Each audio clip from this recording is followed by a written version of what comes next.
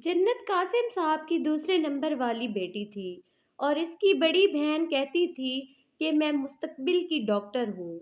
इसने सियालकोट के गांव में आंख खोली तो घर का माहौल ऐसा घुटन ज़दा था जहां पर पहनने ओढ़ने पर पाबंदी थी।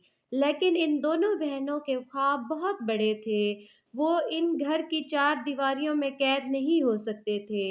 जन्नत की माँ एक आज़ाद ख्याल औरत थी जिसने जन्नत के वालिद से पसंद की शादी की थी।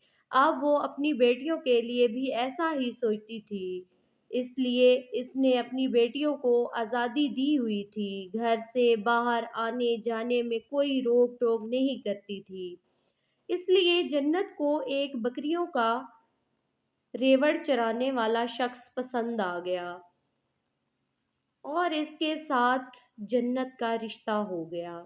फिर वो आगे पढ़ने के लिए जब वो बाहर गई तो इसके ख्यालात तब्दील हो गए। फिर इसका बकरियों वाले से रिश्ता टूट गया।